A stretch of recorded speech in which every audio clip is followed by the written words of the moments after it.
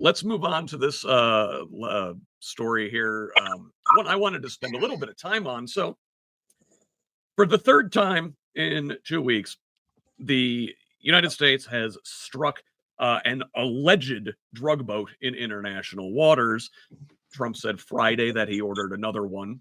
And like I said, this is the third such strike in 2 weeks. The second one this week. Now, according to Trump, the strike killed 3 men who he called narco terrorists. Now, that's where I want to focus, because we talked a couple weeks ago, or it was last week, about the legality of such strikes and how they're brazenly unconstitutional, and how the right thing to do would be, if these are drug boats, you go, you seize them, you arrest the people, you try them in court, and you prosecute them from there.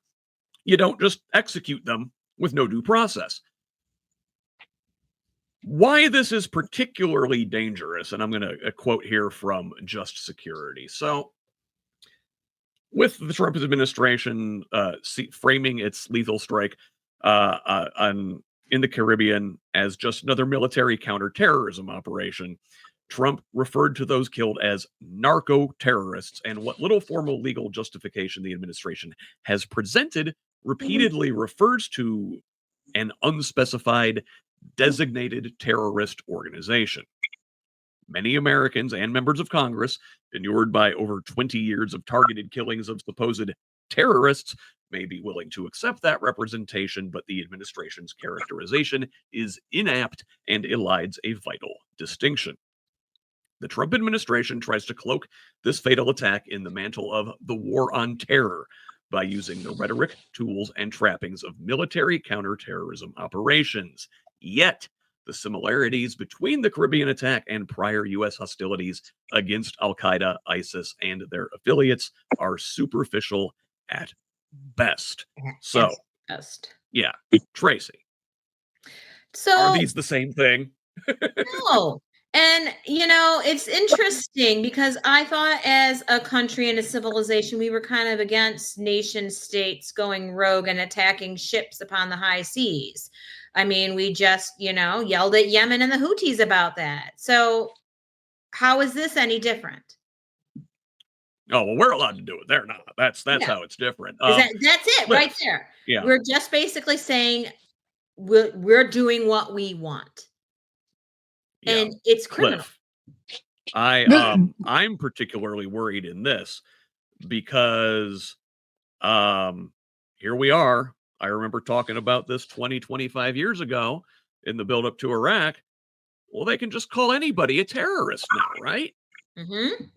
What's to stop them from designating Clif and his rogue band of bicyclists as terrorists and drone bombing you on the streets of Indianapolis?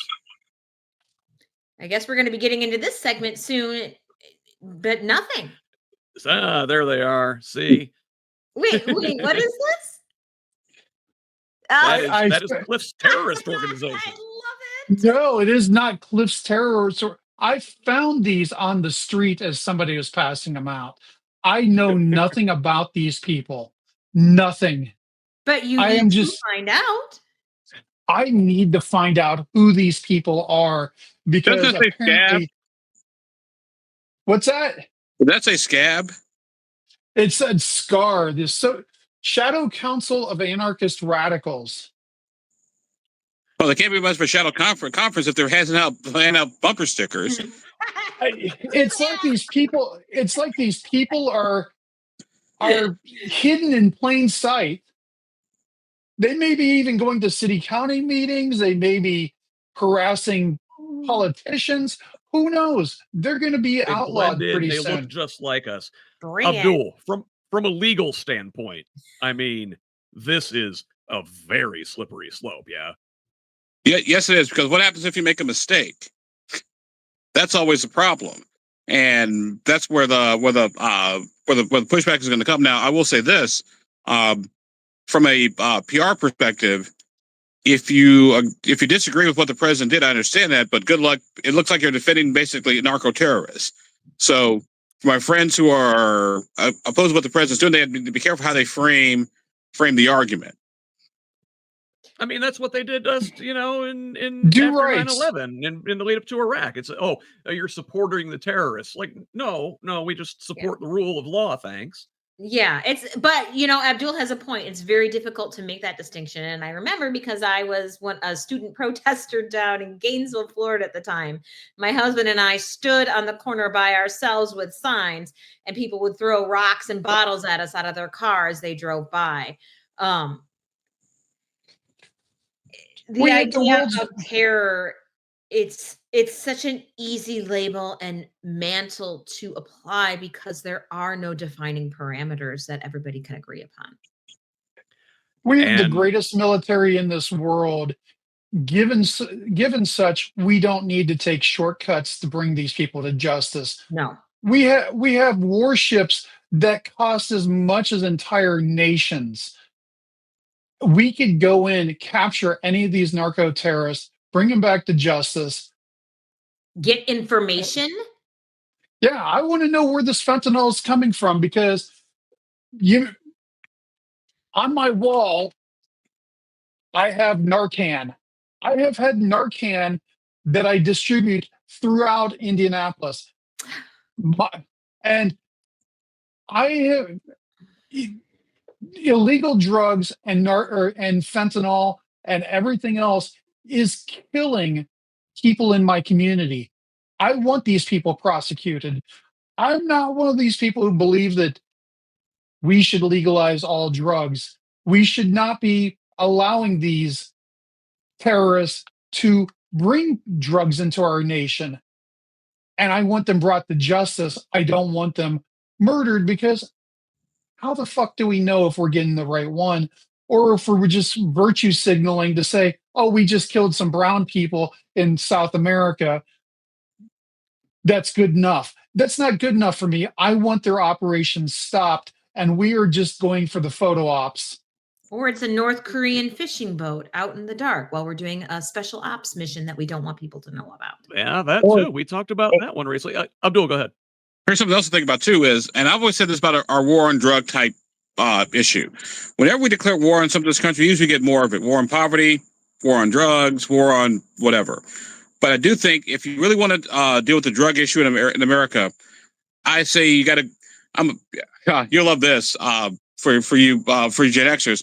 You got to go supply side on the drug issue. In other words, why? What if you the supply goes away if there's no demand? And so the question is, why is there demand for drugs? Why is there demand for fentanyl? What's going on in people's lives that they feel the need to escape 24/7 a day? Is it mental health? Is it the economy? Is it something else? I'm not saying go all socialist or not by any stretch of the imagination. What I am saying though is if you don't look at it from the demand side, you're going to have an issue. You're never going to solve the problem unless you look at why people want it in the first place. Well, I like what you're thinking with that, Abdul. I do. I am all about looking systemically at the issues that face our nation. And it's always the smarter lens to start. But I think the idea that we'll ever be able to eradicate drug use by... No, we won't. People use, by the way, people have been using drugs since before day one. Yeah. Oh, yeah. I mean, it's never going to go away. I think it's a medical issue. I think we need to look at ways of treating drug addiction in that way. Because, I mean, look at cigarettes. You find a stimulant and there you go. Yeah, this is the thing we talk about on here all the time is tackling these issues upstream. It's efficient, it's cheaper, and it's also the right thing to do. So, I do have to move on